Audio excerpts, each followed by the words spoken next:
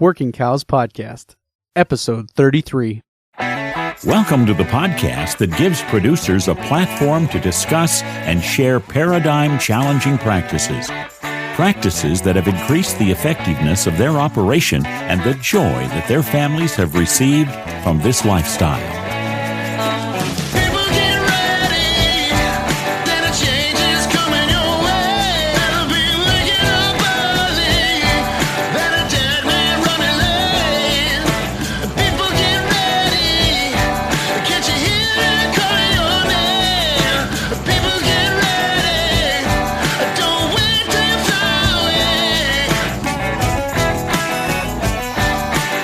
Hey everybody, it's Clay Connery, host of the Working Cows Podcast. I'm very excited to give to you this interview with Dylan Biggs.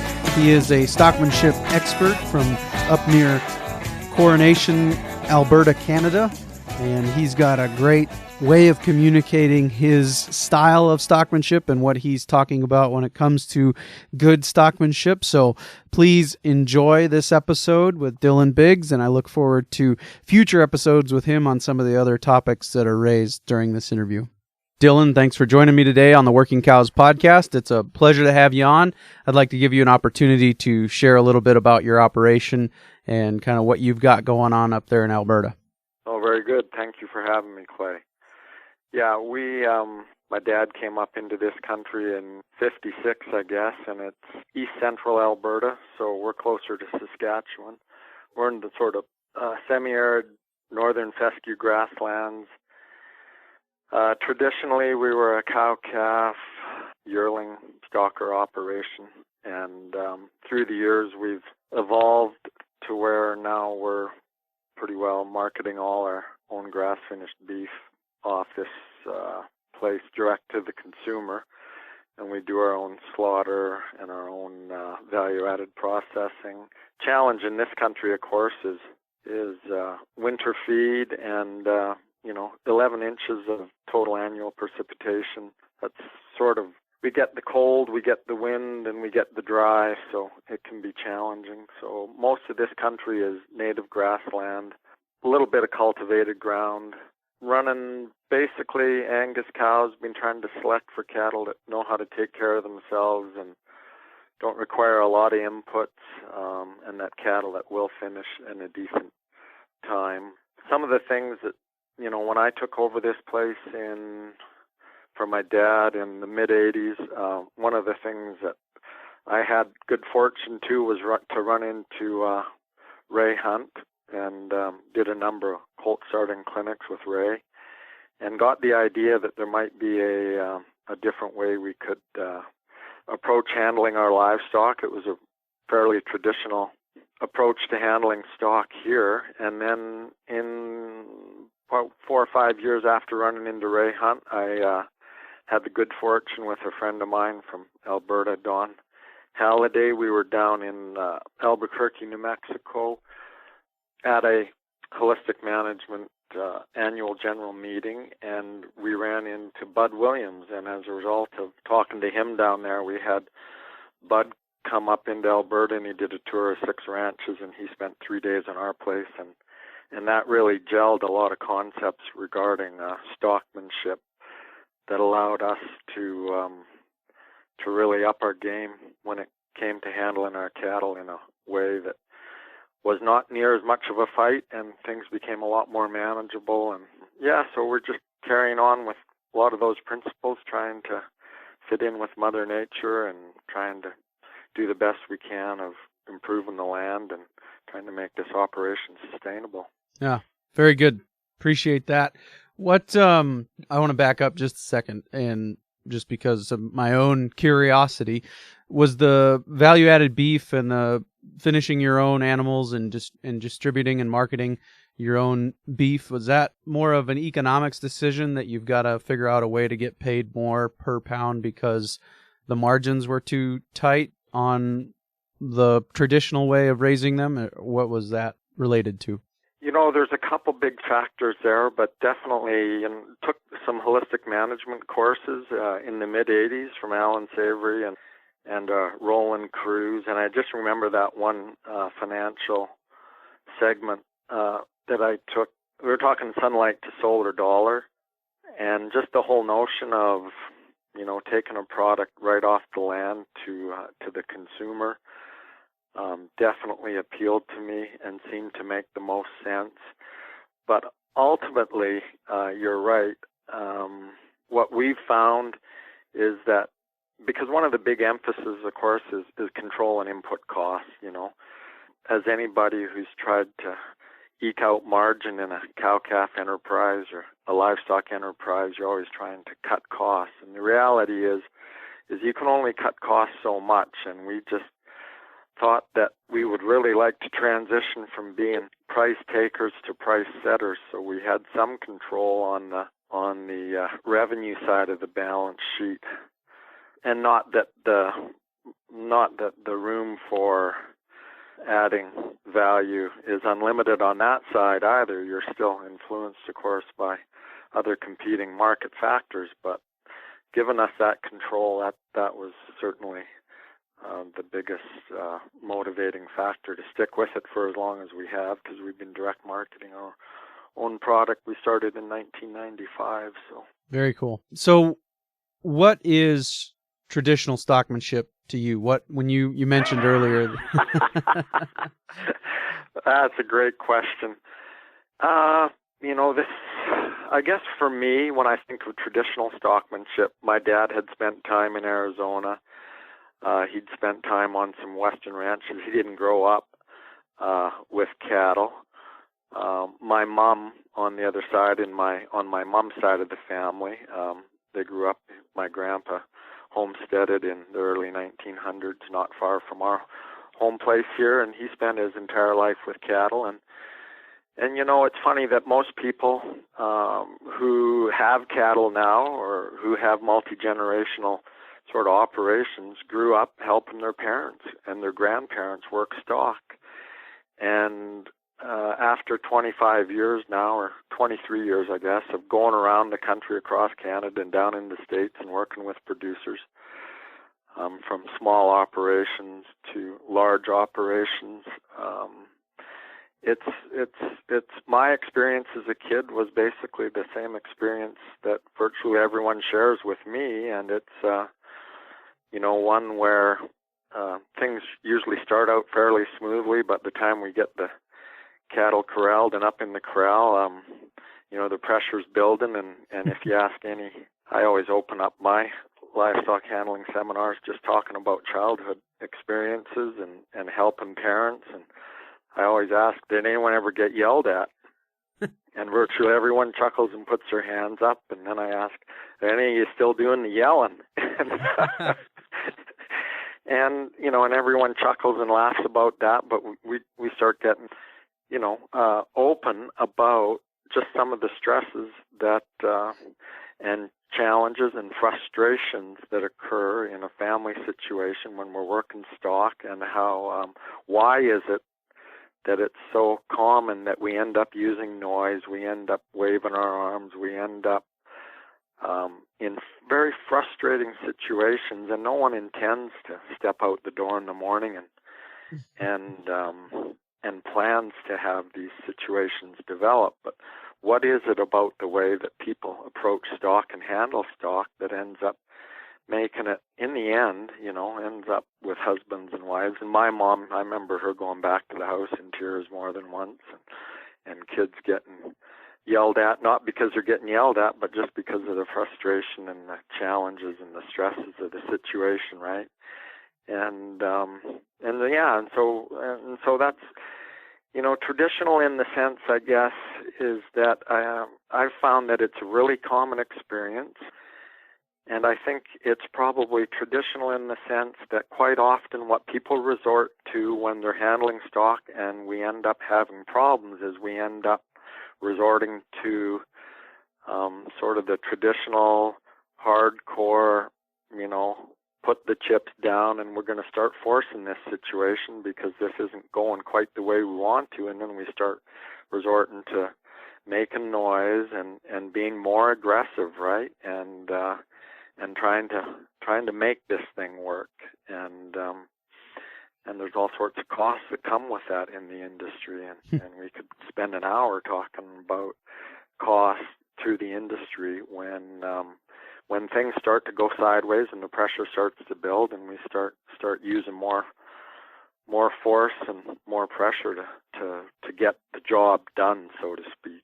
And I think it's related to, and this probably isn't original with me, but it's related to this idea of fight or flight, right? We're trying to make ourselves look bigger and sound bigger than we are, so that animal wants to go the other way, away from us, or wants to listen to us, and that's just not a real productive way to get anything done. Is that a good understanding of what you're saying, or kind of how you see that working out?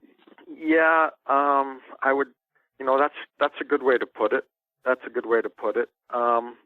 It's even more than that. It's interesting. When I had Bud up here for 3 days, and one of the questions I asked him, I remember at the end of, I think it was our second day when Bud was here, and we worked cattle on the ranch here for 3 days with Bud, and I was asking him, what would you rather, or who would you rather sort of share and try and teach these principles to? Would you rather speak to and try and share these principles with, or try and teach, someone who's spent their life working cattle, or would you rather teach someone who's never had experience, just sort of a fresh slate? And I remember his answer surprised me, because his answer was, it doesn't matter.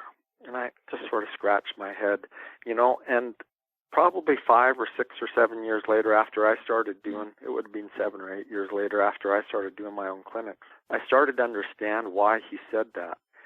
And one of the things, it relates back to your comment about force and fear, which relates back just to human impulse.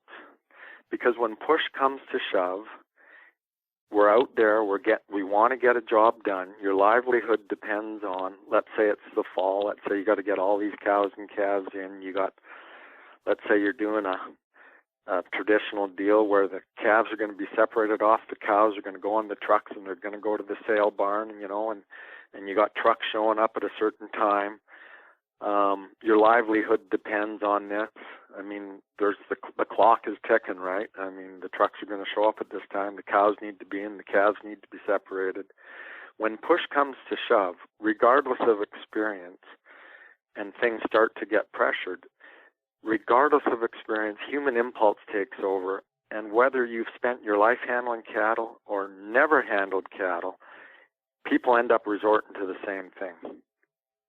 And it's just that human impulse and that human instinct that's sort of hardwired into us that puts us in a situation where we all sort of react the same. And, I never would have thought that.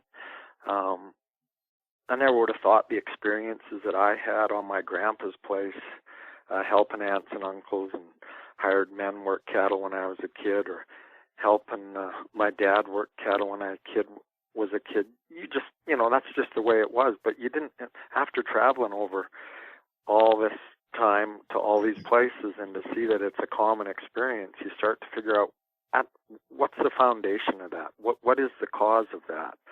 What makes it so that this all unravels sort of the same way when things start to go south? And I figured out that it's our human impulse, and there's certain things that we do, and we go through at a livestock handling clinic, we go through the list of things that humans do just out of impulse. Yeah, so reaction, past experiences, and you're relying... Yeah, a lot of it is habit. A lot of it's habit tied with impulse. And then so I'll give you one example, Clay. And this is something that people do, and a lot of times we're not even aware of it. But one of the human impulses is, you've spent this, let's say you're gathering a couple hundred head of yearlings off a pasture, and you're going to move them somewhere. And so you've spent an hour, a couple hours, whatever, depending on how rough the country is and how big the country is. You've spent time getting these cattle all gathered, and you've gotten them close to the gate. And, typically, if they're fresh yearlings, let's say early on, and they're feeling a little bit edgy, and they're not calm, quiet, and real relaxed, and the closer we get to the gate, I'm guarantee everyone thinks, we got to make sure we get them through the gate. And once we get them to the gate, the last thing we want to do is lose them now, right? Right? Yeah, absolutely. You don't want to lose that. them now. You don't want to lose them now. So without thinking, and in response to that, in a way, it's sort of an insecurity because what it's telling us is we just don't feel that we have control of that, or we wouldn't even think that way. But in response to that thinking that we don't want to lose them now, just unconsciously what we do, and this is whether it's the barn door, the corral at the gate, whether it's the field, whatever our target is that the closer we get to our target, to the gate, to the barn door, to the stock trailer door, typically the more we push, the more we pressure without even thinking. And what we end up doing, just because of that one impulse, and this is not talking about position or anything like that, but is that we end up, the closer we get to where we want our cattle to go, the more we push. And the end result ends up being, we end up training our cattle that the closer they get to where we want them to be, the more we push them and the more uncomfortable their lives are, right? And so the unintended consequence is we train them not to actually be where we want them to be. We train them not to want to go where we want them to be. And would you say... And this is just something everybody does. Yeah. Would you say that the cow is remembering that every time, and we're making that trench in their mind deeper, that every time I come to this gate, the pressure ramps up, and, are they having that kind of flashbacks of previous experiences as well coming into those situations? Guaranteed. And this is one of the challenges of just day-to-day operation on a ranch when you're doing livestock handling, is that the reality is very few of us have the luxury of unlimited time. And so we're always feeling in the back of our mind that we have some pressure. And so a lot of the times, I'd say it's fair to say that we think within the context of today and getting the job today, and we don't think about the fact that, and this is something that John Lyons, I spent some time at his clinic too, and at John Lyons' clinic, he was talking about the idea of training, because we think of training as somehow separate or different than just actually getting a job done.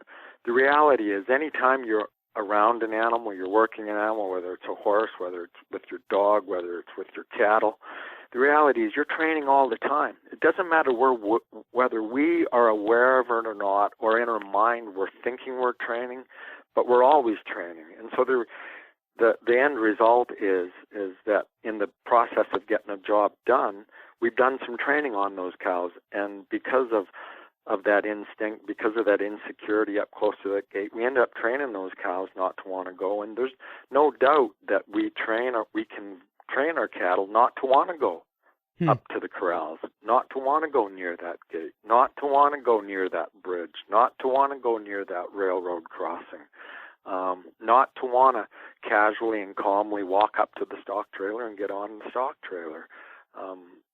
There's all these situations where we feel we have to apply more pressure, and the end result being is that we train these cattle. And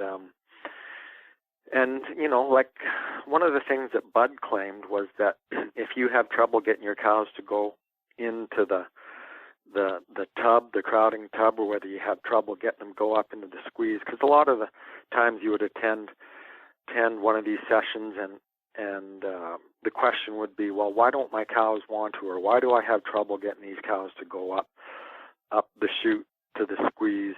And people would say, well, it's because they remember, in the back of their mind, a lot of people have an excuse for why their cows don't want to go into the corral, or why their cows don't want to go in the crowd tub, or why they don't want to go up. And the excuse in our mind a lot of times is they know something's bad is going to happen in the squeeze, and so they don't want to go near all these places. And Bud would say, no, that's not true. What they don't want to do is what they remember is the emotional turmoil and the pressure of going in there. And if we can bring the cattle out of the field calm and quiet and walk them into the corral calm and quiet and walk them into the crowd tub calm and quiet, then they don't mind going up in the squeeze. and they don't mind that. But yeah, we can do a really good job of training them not to want to go where we want them to go.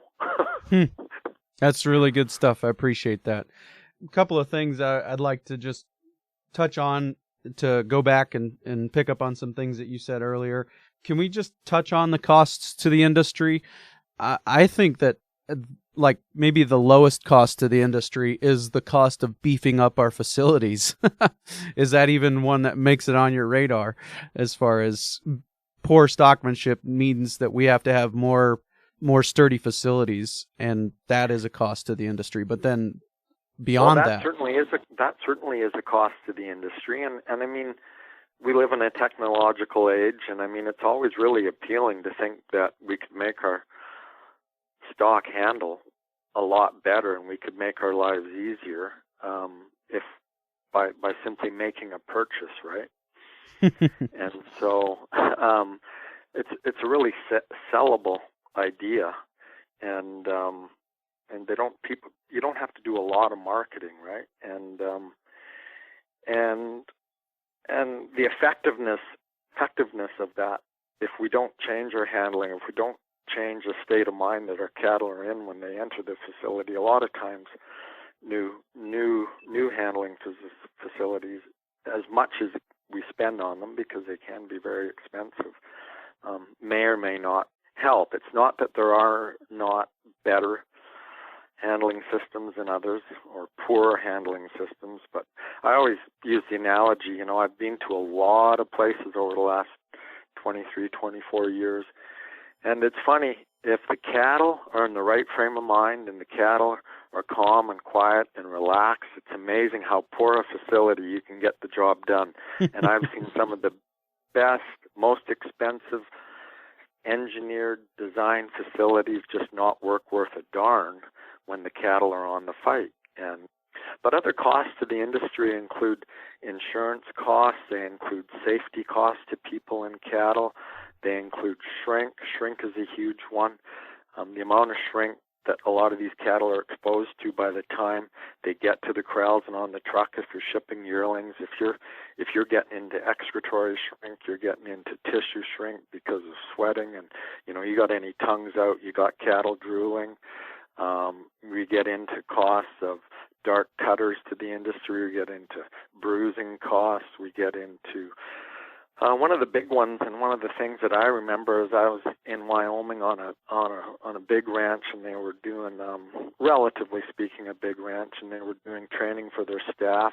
They would do a yearly training session, and they had the Wyoming State vet there at the time doing a Wyoming Beef Quality Assurance Program, and he was talking about, and I was happy enough to be there to be part of the training program too, but he was talking about, he's going through chute side protocol, injection protocols, and talking about costs of the industry from poor injection practices and dirty needles and having to trim and abscesses and things like that. But then he got to an interesting thing on non-fed beef, cull cows and cull bulls, and he got to the number of cattle condemned every year because of, and these are my quotations, because of too heavy a load of buckshot. And immediately I thought to my mind, well, what's the threshold here? What's the acceptable load of buckshot, right? and he said the number he came up with, which astounded me, is 10,000 head a year of cattle are condemned, non-fed beef, because of too heavy a load of buckshot. And interestingly enough, at that ranch, around that one table of the cow hands, all of a sudden, all of them were looking and chuckling at the one cowboy, and so it was going on at that place too, And these are the things that come as a cost that we don't really think about, but cumulatively, if you start to add up shrink, you start to add up bruising, you start to add up dark cutting, you start to add up condemnation because of too heavy a load of dark cutting, you start to add up insurance costs because of injuries, loading, unloading. You start to add up all these things. I mean, it's an incredible list that adds up very quickly. Dylan, this has been really good stuff. I do want to finish up real quickly with what does good stockmanship look like to you? Like when you're in the alleyway, what is the posture of the stockman that is going to translate? And I know that there's Exactly. What's the posture of the stockman that's going to translate to a profitable experience for everybody involved? Exactly. And that's a really good question. So, and I'm going to flip it right back to you first. I'm going to flip that right around, because ultimately, it doesn't matter what I say. It doesn't matter what anyone says. What matters is results. And what good results look like from good stockmanship are calm, quiet, relaxed cattle that voluntarily respond to what you're asking without being bothered, without being upset. And they just do what you're asking them to do without a fight, without nervousness, without angst, without any fear. And what those cattle look like, they're voluntarily comply with what the stockman is asking, and they do it in a calm, natural way. The head is level with or below the level of the shoulder blades, and they're just calm and they're quiet. And that will then, if you want to look back to the stockman, will then be reflected in the body language of the stockman. And what that's going to be of the accomplished stockman is going to be a calm, quiet, relaxed demeanor. It's not going to be jerky. It's not going to be animated. It's not going to be tense.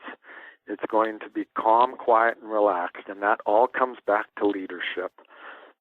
The leader of this whole orchestrated deal is calm, quiet, and relaxed and confident. And that's what that looks like. And whether it's with your cattle, whether it's with your horses, whether it's with your kids, whether it's with your employees, it's all comes down to leadership. And leadership is built on a foundation of trust and respect. And if we have a balance of trust and respect, then we can go about our business in a calm, confident manner, which will facilitate that respect and that trust, and get the job done without force, without fight, without anxiety, without insecurity. Very good.